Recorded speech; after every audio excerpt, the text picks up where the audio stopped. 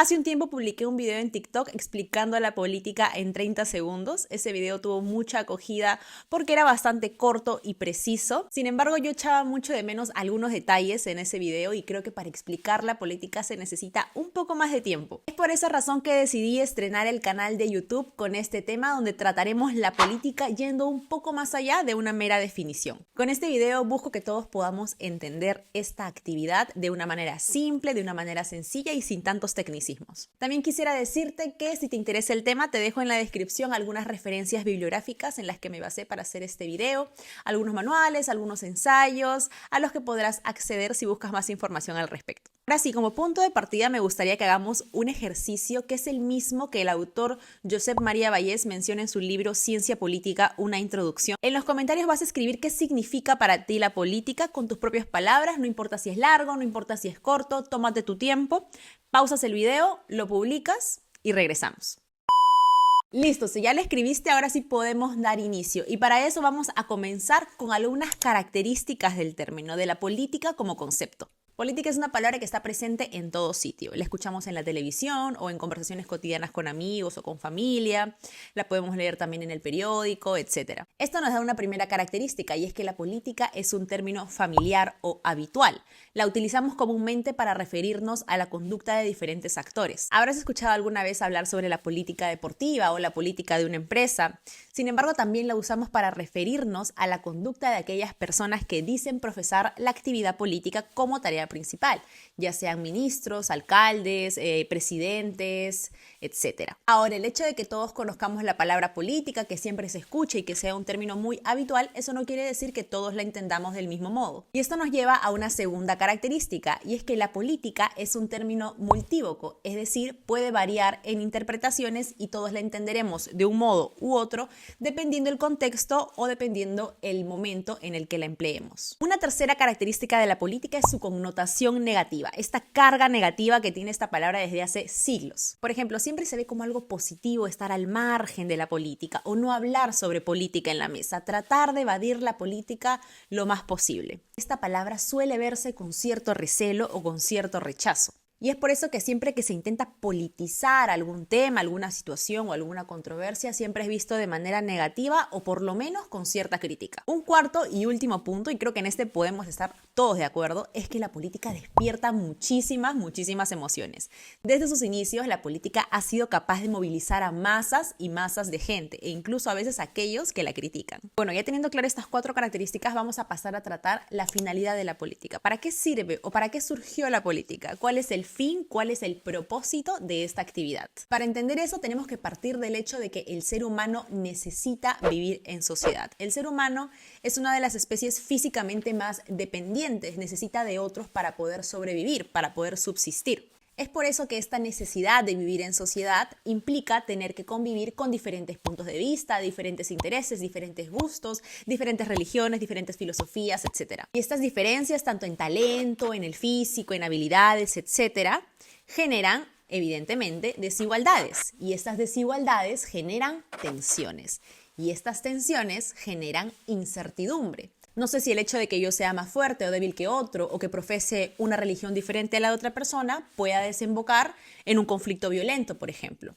Entonces se genera este ambiente de incertidumbre con el que nadie, absolutamente nadie, quiere vivir. Este contexto de diferencias, de discordias, de antagonismos y de discrepancias da lugar a la política como una forma de regular o de gestionar estos conflictos. Y aquí hay que hacer un paréntesis. ¿Por qué estamos hablando de regulación o de gestión de conflictos y no de solución de conflictos? Porque la palabra solución implica que todas las personas que están envueltas en esta discrepancia van a salir contentas con la decisión o la medida que se tome.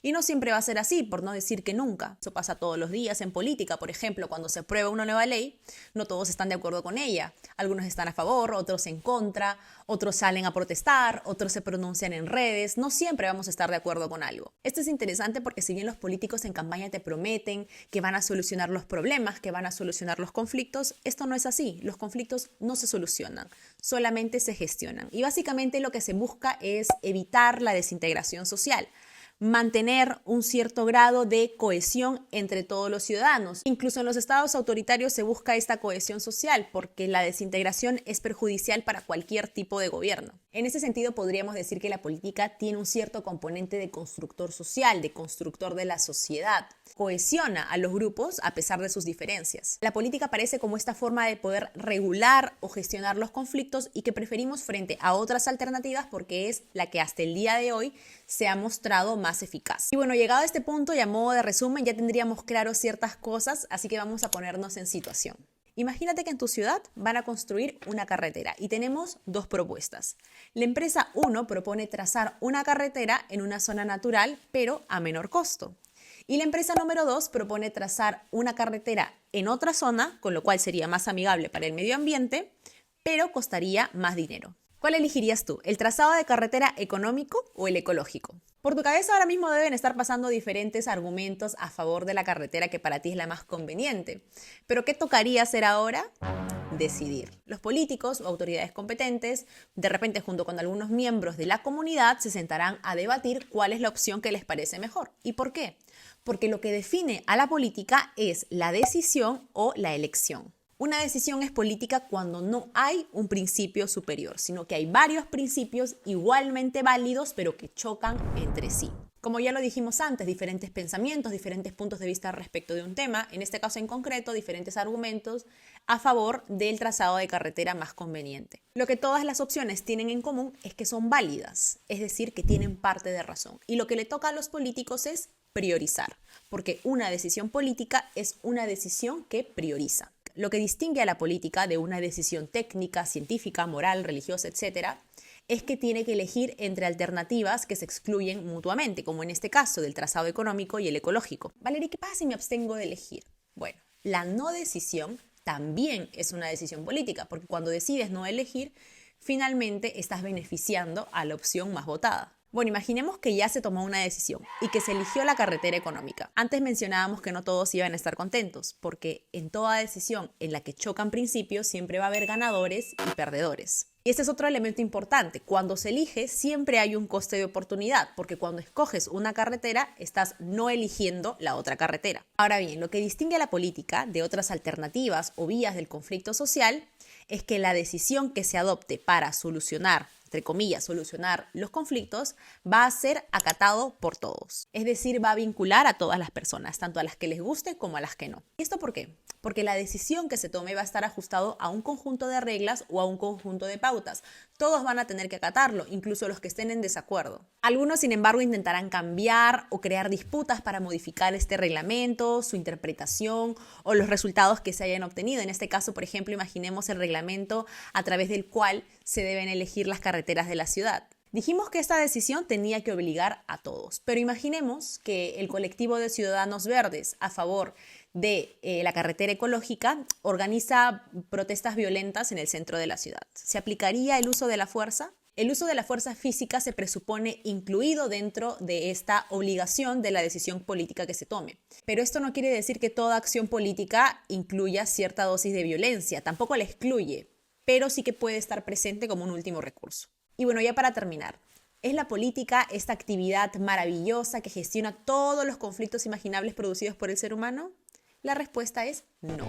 Para que la política entre a gestionar un conflicto es importante la percepción que tenga la comunidad respecto de ese tema en específico. Es decir, qué tanto valor le atribuyan las personas a este conflicto o, en otras palabras, qué tanto les importe. Y esto claramente dependerá del contexto histórico, social o cultural. Algunos temas que hoy son sometidos a gestión política, como los temas medioambientales o de género, por ejemplo, en el pasado no tenían esa importancia o no se les había atribuido ese valor social.